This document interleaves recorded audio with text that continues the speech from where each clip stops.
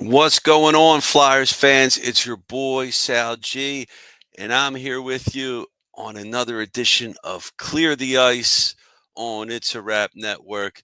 Please make sure you throw us a like, throw your boy a like here, and share and subscribe so you can get all this hot goodness to you. The banner right there that's showing down below. You can find us on every social media platform pretty much. Whatever your preference is, you'll find us there. So just give us a search and make sure you click on that bell icon if you like YouTube so you can get all the latest notifications of all of our It's a Wrap streaming shows because we're on all the time. So make sure you check that out. So Flyers lose a tough one tonight against the Toronto Maple Leafs. This completed the home at home series with Toronto. We lost at Toronto the other night. We lost on Sunday in overtime. This one couldn't make it to overtime, unfortunately. We lost in regulation to a hot ass Toronto Maple Leafs team. This team is on fire. They got 56 points on the season. They are 27, 13, and 2 with the win tonight against the Fly Guys. Flyers fall to 17, 19, and 5. Still in the hunt for the playoffs, believe it or not. Still a few games back from clinching that second wild card. So, stranger things have happened in Philadelphia and in hockey. So, you never know. But unfortunately, this Flyers team does not have the horses to run against this Toronto Maple Leafs team. I mean, this Maple Leafs team is stacked. The Flyers defense did a solid job against the Leafs. By the way, I keep saying Leafs, but the plural of leaf is leaves. All right? Make like a tree and get out of here. It's make like a tree and leave. Sound like a damn fool when you say it wrong. What movie? It's Back to the Future. One of my favorites. And I believe Toronto, don't they have a player called Tannen? Am I missing that? Tanev. All right. Well, it sounded like Tannen. Biff Tannen, obviously the heel in Back to the Future. Well, the heel in this game was the Toronto Maple Leafs and Max Domi, who was fined $5,000 from the last game that the Flyers had with the Leafs. Domi was fined $5,000 for two elbows to the face of Garnet Hathaway. We thought that we were going to see some fireworks in this game, and we certainly did. They were a lot of hits in this game. I mean, just 5 minutes into the game, Joel Farabee, who you hardly see fight, got into a scrap with Connor Dewar. They both got 5 minutes for fighting. Farabee was interviewed about the fight, and he said, "Oh, I just asked the guy casual, all casual, just being like, oh, I asked Connor if he wanted to go, and he's a real good guy, and he obliged, and we went at it. The crowd was, he said, the crowd was a little dead, so he's trying to hype everybody up with the fight." And during the intermission period, the analysts were talking, and one of the analysts, forgot his name, Callahan, used to play for the Rangers, was the captain of the Rangers, I believe, and said that, yeah, guys do that all the time. He would ask guys for fights, and guys would ask him for fights. So apparently that's the thing. You just ask a guy, yeah, hey man, you want to go? Casually, and you just go, right? And then you're friends afterwards. So chippy game tonight. I really wanted Max Domi to get it. Max Domi, if you don't know, his father was Ty Domi, an enforcer, one of the greatest tough guys probably ever in the history of the NHL. I mean, the guy had just a Lego square head that looked like his solid steel. If you probably punched the guy in the face, you'd probably break your hands on him. But his father, Ty Domi, also played for the Toronto Maple Leafs. He was a goon for the Leafs. And remember that time when Ty Domi was in the penalty box in Philadelphia and the Flyers fan came over the glass and the glass broke and he ended up in the box with Domi and Domi was just tuning the guy up. Guy had needed stitches on his forehead. He was all screwed up. So Hey, don't want to scrap with Ty Domi and Max Domi. He's a tough guy too, man. I really thought he was going to get it tonight, but he didn't. A lot of hits in this game, especially the first period. I mean, the first period, Flyers came out swinging. I mean, literally and figuratively with the Farabee fight, and they're just laying the wood to Toronto.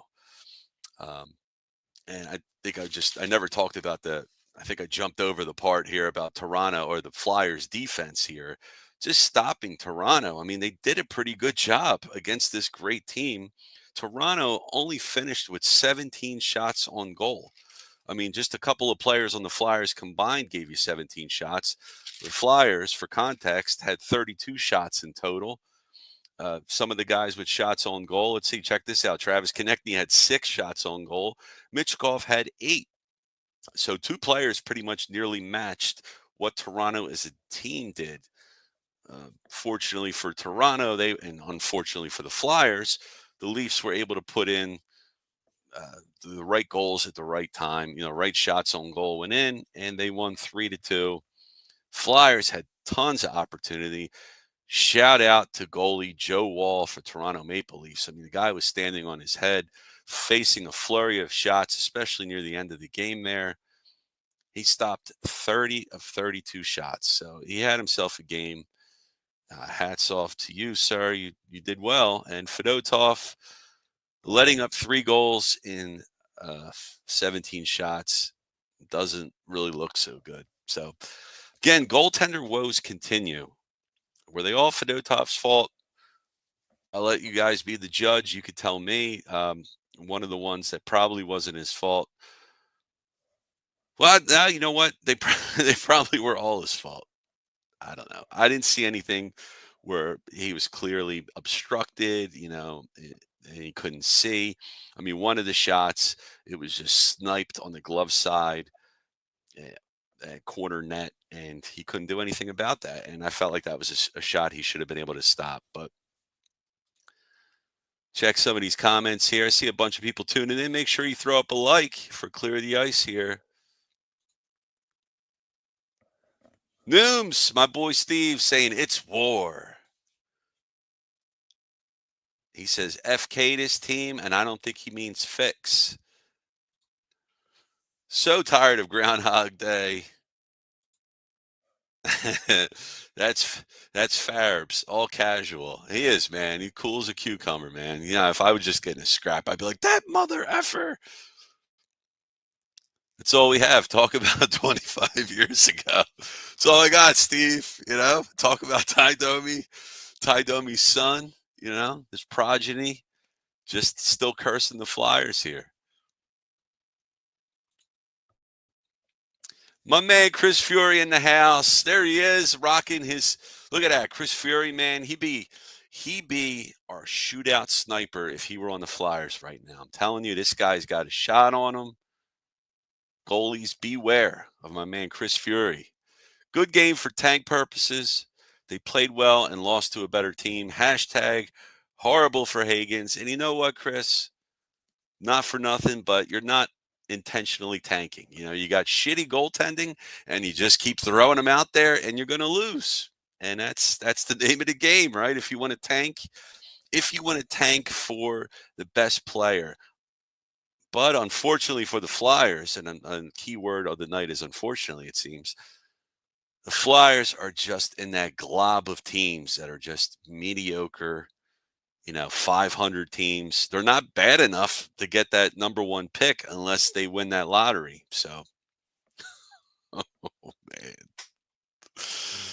man. Steve says we can't finish a $2 whore. Fix the lottery. That's right. Fix it for the fly. Fix it. Fix it, like rig it, right, Steve? Make make one of them envelopes ice cold or whatever you got to do. Throw it in the microwave, make it hot, and whoever pulls it out, that's it. And Steve says if they can't fix the lottery, he is done with the tanks. Learn how to draft. I mean, I can't disagree. Buddy. Learn how to draft, right? And when you got a goalie, keep him. We had a goalie, Sergei Bobrovsky, right? Won the Vezina, won the Stanley Cup, and instead we signed Brizgalov to the worst free agent contract in, or the worst extension free agent contract in Flyers history, right? So there you go. But yeah, now you brought me down, Steve and Chris. But look, this team isn't going anywhere. I can't sugarcoat it. I can't make excuses. I can't say shoulda, coulda, woulda. The Maple Leafs are way better than the Flyers, and I don't want to throw excuses out, man. But the whole Toronto to 17 shots, it's a shame 3 of those goals had to trickle in. Flyers had scoring opportunities, though. They definitely did, particularly in the first period. We'll get into this here. So Flyers start off right away. 8:19 into the period. Well, they're the first to score. Travis Konechny scores. Rister from the inside of the circle. It was a nice pass from Sean Couturier. Backhand one. It was a one-timer by TK. And then you had assist by Couturier and Cam York. Put the Flyers up 1-0. And then less than a minute and a half or so later, 10:55 on the clock, Leafs power play. Oh, no, it was a Leafs power play. The Leafs did not score. Flyers were able to penalty kill. Drysdale had a holding call, and Flyers did their job there. But I noted that, it was an exciting game so far in the first period. Lots of hits, lots of action. Flyers looked strong. Flyers were putting the clamps on the Leafs. 16:22, the Leafs have another power play. It was a boarding on Owen Tippett. Flyers kill that one again. Coming into the game, Flyers with their penalty kill is 19th in the NHL at 78.5%. So I'd like to see that a little bit better. But Flyers had multiple scoring chances in the first period. One play, the puck was stopped right at the goal crease, right behind the wall there. He had help from a Leafs defender to stop it from going in and stopping the Flyers from just, shooting that into the net there, depositing it home. Couldn't do it there. So that could have made it 2-0 game. And if it were 2-0 at that point, who knows? Shots on goal in the first period. Flyers had 10. Toronto had 2. So they outshot them. They had shot them every period, all game. Second period. Second period is the worst for the Flyers and the best for Toronto. Toronto is a plus 18 goal differential. The Flyers are negative 18 point differential in the second period. Why are they so shitty in the second? I have no idea. Does anybody know why? It always seems like Flyers they do well in the first, are shitty in the second, then they're playing from behind, and then they play strong. They never give up, and then they can make it a game in the third period. But when you're always playing from behind, that's not a recipe for success. You're not going to have many wins and many good games when you're always chasing goals. It's just not going to happen. So why are they shitty in the second period? Does anybody know? I have no clue. And smarter people than me also don't know why. But somebody listening probably knows. But the second period, Flyers again, they said they outshot Toronto all game. They had 9 shots to Toronto's 7. Toronto had a power play. And on this power play, Flyers couldn't stop them. Cam York with the high stick. Toronto was able to score, tie the game up. John Tavares, his 20th goal of the season, sniped glove corner side of the net. I mean, Fedotov, I don't know. I mean, it looked like he was looking right at Tavares. I mean, great shot by Tavares, but you couldn't stop that? I don't know. Tavares shot that from the circle. He got assists from Austin Matthew and Marner. Flyers had a power play opportunity. Hooking call on Marner. Of course, 40 seconds in, Toronto then gets offsetting call. Forrester with the high stick, so it was 4-on-4 action. And then what happens? Nothing there. But in the second period, 7:14 on the clock, Travis Konechny gets his second goal of the game. A great steal by Noah Cates in the offensive zone. Nice forechecking there by Cates. Passed it to Konechny, who sends it home. The assist by Cates. Flyers up 2-1 at that point. Then 40 seconds later, Toronto scores a goal, the equalizer. Of course, who is it? Austin Matthews. Snapshot. It was a power play goal right at the end, the last second of the power play. Matthew creeped it to the slot there, right in front of the goalie. Took the pass from Marner. Marner was all over the place in this game. Good game by him. Matthews with the goal. Another assist by Tavares. And again, why are the Flyers so shitty in the second period? Flyers had another power play. 11 minutes and 10 seconds. Couldn't do squat with that. Their power play stinks. How's that get better? I don't know. It's been shitty for 4 years. 18:07 in the clock. Scary moment there. Goalie Wall took a puck off the temple, and he was signaling for the ref, and he ripped his mask off so they'd stop play. They got looked at. It was all right. And then there was a scoring opportunity for the Maple Leafs. It was a great save by Fedotov on the breakaway. So that saved the goal there. I mean, Fedotov had his moments. You know, he might be the best of the bunch right now. It's back-to-back starts for Fedotov right now. I wonder if Kolosov gets the next start. Sam Ersson, I don't think he's any closer to returning with that groin, the nagging groin injury. Who knows if he needs surgery on it?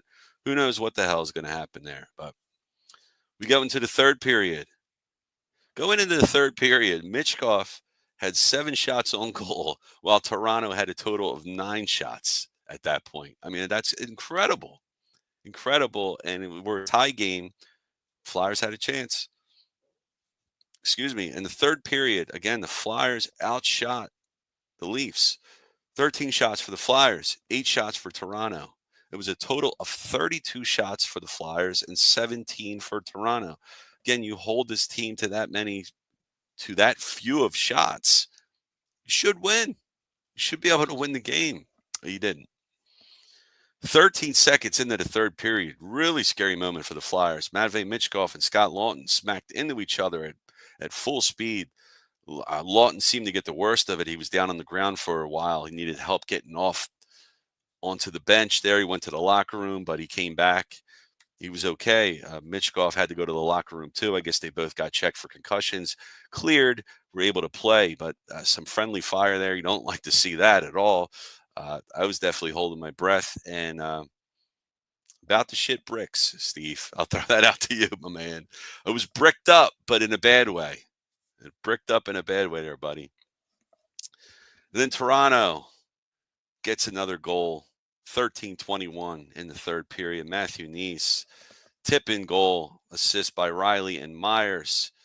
It's the go-ahead goal and the final score of the game. It puts Toronto up 3-2. And all she wrote, Flyers had a power play opportunity again, 14:34. It was a delay of game call, nothing. Squat on that. At 19 minutes, Flyers had an open net and could have put it in. They had an opportunity, they missed. They couldn't do it. And then Flyers had another power play. And there should have been an additional penalty there. It's bullshit call. There was a penalty called, and then Michkov was then shoved down in frustration, I guess trying to get a retaliation call from the Flyers. Should have been a second penalty there, double minor or whatever. What didn't happen. And then, again, here we go, 36 seconds later, Austin Matthews draws a penalty for tripping. And that's your game. So Flyers had opportunities. Flyers couldn't do squat with them. Flyers power play sucks. What's new, guys? That's it. They suck. Nooms, there isn't a single prospect on this team that excites me whatsoever. I mean, Jetlachenko, he might not brick you up. Just give you a half curl. I don't, just give you a little something, a little tingle. That's right. They're still paying Briz, man. Call his ass back. Put Brizgalov in goal. He's under he's under contract, right? Steve saying, at least get rid of these ass contracts. Yeah, get rid of them, man. Get rid of who you can when you can. the older players. Try, man. I mean, can we get a 1C in here? Can we can we get a 4C? Give me some breadcrumbs.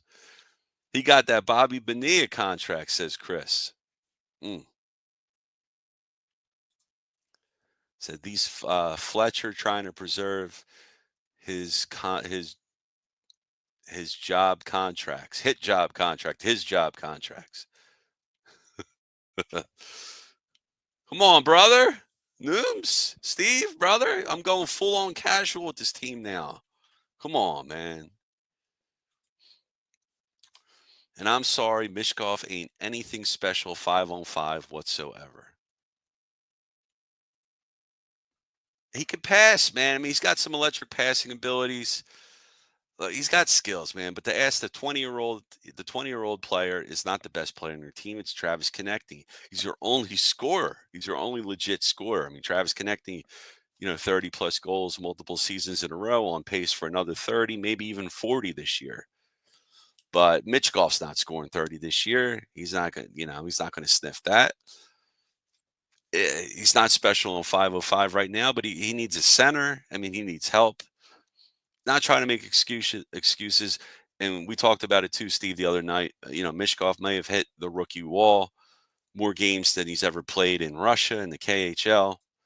So I mean, I'm sure a lot of that has to do with it. He's still learning, the NHL. The NHL is a smaller rink too than the KHL rink, so less room to move around.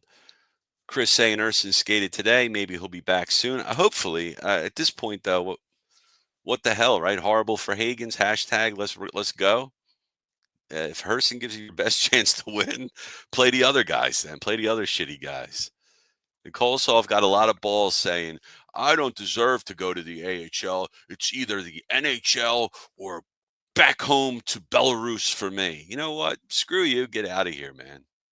Screw this guy. Yegor Zavragin is a goalie prospect 2.5 years away, but he's looking like a stud. I know, man. But Chris, 2.5 years seems like such a long time away from now. Really, really long time. All right. I think I'm about to wrap this up soon, but I'm going to give stars to the game, man. Give it to my man, Travis Konechny. 2 goals tonight. Noah Cates had an assist. Sean Couturier had an assist. And that's it. I mean, Travis Konechny was your entire offense. And I'm not giving any of the stars out to the Leafs. Screw these guys. I'm mad at them. And screw Domies. All of them. All of them guys. Flyers next play on Thursday. They're still at home. They got a 4-game homestand here. So this was the first of the 4-game homestands. And some other notes here. So that game against Dallas Stars, Thursday, January 9th, 7 p.m. Eastern Time. I will be calling that game. Well, they have the post game anyway. Let me just pull that banner back up here. Here we go. Here's your lineup. Here's a Thursday, me, Dallas Stars. And then Saturday, Matty B will be on the bump against those Anaheim Ducks. But just to throw these stats out to you here before we sign off for the night. Flyers 2-4-1 in their last 7 games after tonight's loss. The Leafs won 5 straight, so they're hot. Leafs have played 5 consecutive games decided by 2 goals or fewer. That includes this game, so that's pretty wild. And the Leafs have won 10 of their last 11 meetings versus Philadelphia, so they have their number. And former Flyer Craig Berube coaching the Leafs. He's in the house, and I'm sure he prefers where he's at right now than being on the Flyers or coaching the Flyers. So I'm sure he likes coaching for the Leafs in his first year, doing pretty well. All right, guys. Well, thank you all for joining us. Please make sure you throw up a like for your boy. Throw up a like for It's a Wrap Network. Share, subscribe, get all this hotness out to all your friends, your family, your loved ones, your enemies. All your Ty Domi fans, your Max Domi fans, whoever, Austin Matthews, all them guys. But this is Sal G signing off. Follow me at Sal G Philly on the X, the Twitter, whatever it's called now. Talk to you next time, guys. Take care, everyone. Peace. I'll